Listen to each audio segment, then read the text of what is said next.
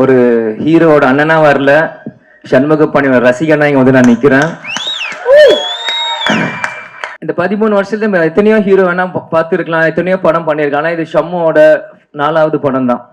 ஏன் இப்படின்னா, நடுவில் அவங்க எல்லாருக்கும் தெரியும், அப்பா கொஞ்சம் உடல்நிலை சரியில்லாதப்போ அப்போ சகாப்தம் ஷம்மு பண்ணான். அப்புறம் மற்ற படங்கள் வரும்போது எனக்கு படம்லாம் வேணாம், நான் அப்பாவோட இருந்து ஃபுல்லாக அவர் எப்படியாச்சும் குணப்படுத்திட்டு இந்த தமிழ்நாட்டு மக்கள் கொண்டு வரணும் அப்படின்ட்டு முழுமையா ஷம்மு வீட்லயே இருந்து அப்பாவை பார்த்துக்கினாப்புல. அப்போதான் கேப்டன் வந்து பாலிடிக்ஸ்குள்ள நீங்க வரணும்ட்டு அப்போ என்னைய புஷ் பண்ணி அமிச்சார். பல படங்கள் அனௌன்ஸ்மெண்ட் வந்தும் எதுவுமே ஷம்முக்கு வந்து சரியா லான்ச் ஆகல, சரியான இது டைமிங் வரல. ஸோ அப்போ எவ்வளவோ ஃபீல் பண்ணாலுமே அவன் வந்து தைரியமா நின்னான் கடைசி வரைக்கும். இல்லை நான் வருவேன், நான் ஜெயிப்பேன், நான் கேப்டன் பையன், என்னால் முடியும் அப்படின்னு. இந்த 13 வருஷமும் எத்தனையோ பேர் அவன் கூட நடிகர்கள், அவன் ஃப்ரெண்ட்ஸ் எத்தனையோ பேர் வந்தாலும் அந்த பேஷன்ஸ் அவனுக்கு இருந்தது. இந்த எல்லாருக்கும் வணக்கம். ரொம்ப சந்தோஷமா இருக்கு இந்த மேடையில வந்து நான் இங்க நிக்கிறது.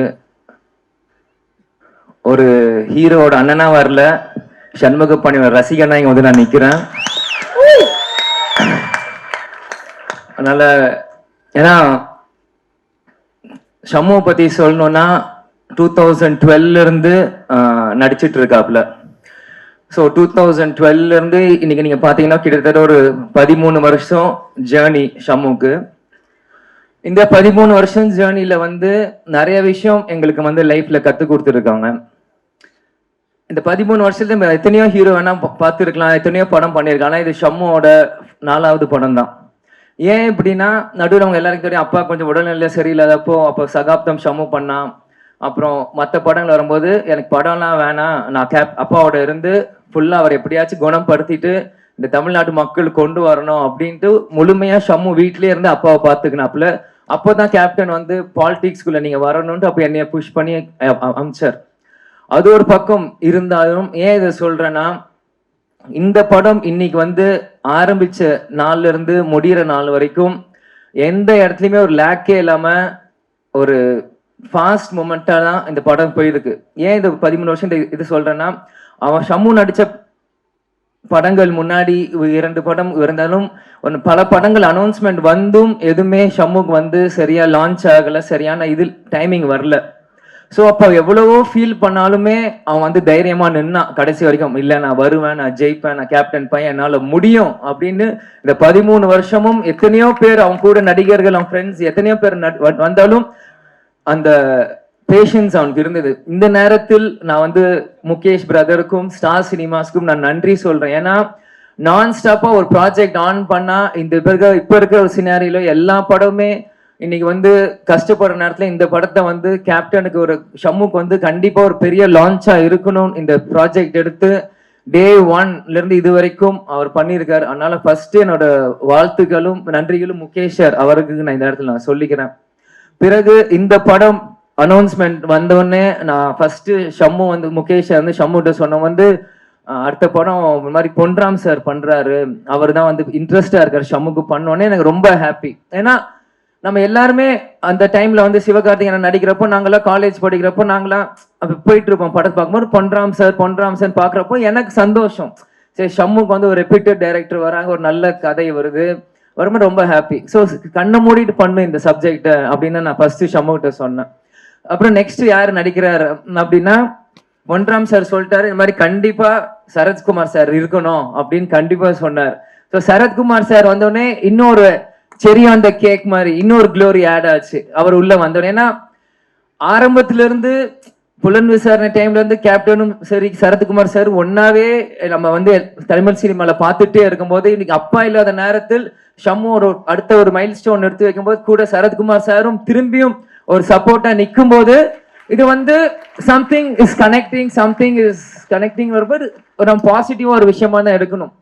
சரத் சார் வந்து பர்சனலா நான் வந்து இப்போ கேப்டன் முன்னாடில எனக்கு தெரியும், பட் கேப்டன் மறைவுக்கு பிறகு கொஞ்சம் அடிக்கடியா நான் மீட் பண்றேன். போன வருஷம் எலெக்ஷன் டைமும் சரி இந்த படம் சரி நான் அடிக்கடி சாரை மீட் பண்ணியிருக்கேன். எப்போ மீட் பண்ணாலுமே அந்த ஒரு எப்படி சொல்ற அந்த டவுன் டு எர்த்தான ஒரு கேரக்டர் தான் நான் பார்ப்பேன். அவர் வந்து நீ சின்ன பையன் நான் சீன் அப்படிலாம் இல்லை, வந்தோடனே வணக்கம் விஜய் எப்படி இருக்கீங்க, வாங்க உட்காருங்க, சாப்பிட்றீங்களா, அதே மாதிரி ஒரு ஃப்ரெண்டா தான் பார்ப்பார். அவர் வந்து நான் 25 இயர்ஸ் கூப்பிடுறேன்னு சொல்ல தப்பு இல்லை, ஏன்னா அவரோட ஹார்ட் அப்படி இருக்கு. ஏன்னா எல்லா ஏஜ் கேட்டகரியோடையும் பழகும் போது அது வந்து அது அப்படிதான் இருக்கணும். ஏன்னா ஏஜ் இஸ் ஜஸ்ட் அ நம்பர்ன்னு சொல்லுவாங்க. நம்மளோட எப்படி நம்ம சிந்தனை நம்மளோட எப்படி நம்ம பாக்குறோமோ அதுதான் நம்மளோட வயசு நான் நினைக்கிறேன். அதனால சார் அப்படிலாம் சொல்லும்போது எனக்கு உண்மையிலே ஒரு ரொம்ப ஹாப்பியா இருந்தது. அவரோட கனெக்ட் ஆகும்போது இப்ப கூட வஸ்தாரா சாங்ல கூட நான் உட்காந்து சைட்ல பாத்துட்டு இருந்தேன். ஷம்மு பெட்ரா சரத் சார் பெட்ரான்னு 2 பேர் ஆடிட்டே இருக்காங்க. இந்த பேண்டு வாத்தியம் பெருசா இந்த தொப்பாட்டம் பெருசா ஆடி அந்த மாதிரி 2 பேருமே பயங்கரமா ஆடி ஒரு பெரிய காம்படிஷன் கொடுத்தாங்க அந்த வஸ்தாரா சாங் நான் பார்க்கும்போது. அப்புறம் யுவன் அண்ணன் நான் வந்து ஃபர்ஸ்ட் டைம் அவரோட ஸ்கிரீன்ல நான் பார்க்கும்போது கேப்டன் நடிச்ச Alexander BGM score by Yuvan Shankar Raja அப்படின்ட்டு வந்தது. அதுக்கப்புறம் இன்னைக்கு தான் நான் ஃபர்ஸ்ட் அண்ணன் யுவன் சங்கர் அண்ணனோட மீட் பண்றேன். இன்னைக்கு தான் நான் பேசுறேன். பேசினோடனே உடனே கனெக்ட் ஆயிட்டாரு. நாங்க நிறைய விஷயம் ஷேர் பண்ணுவோம் கொஞ்ச நேரத்துல. எல்லாரும் மாதிரியும் சின்ன வயசுல இருந்து ஸ்கூல் டைம்ல இருந்து அவர் சாங் கேட்கறதுல இருந்து அவர் வந்து மியூசிக்கால கனெக்ட் ஆனார். ஏன்னா கேப்டன் வந்து ஃபர்ஸ்ட் சகாப்தம் படம் சொல்லும் போது என்ன சொன்னாருன்னா ஃபர்ஸ்ட் படம் ஷம்மு நடிச்சாருன்னா அது இளையராஜா சார் ஃபேமிலியில இருந்தா ஒருத்தர் வாசிக்கணும் அப்படின்னு சொன்னாங்க. ஸோ அந்த மாதிரி சகாப்தம் பார்த்தீங்கன்னா நீ கார்த்திக் ராஜா சார் வாசிச்சார். செகண்ட் படம் ஷம்முக்கு கொம்பு படைத்தலைவன் பார்த்தீங்கன்னா இளையராஜா சார் வாசிச்சார். இப்ப 3வது கொம்பு சி பார்த்தீங்கன்னா யுவன் சங்கர் ராஜா சார் வாசிக்கிறார். ஸோ கேப்டன் நினைச்ச ஆசை ஃபர்ஸ்ட் 3 படத்துல ஷம்முக்கு நடந்துருச்சு.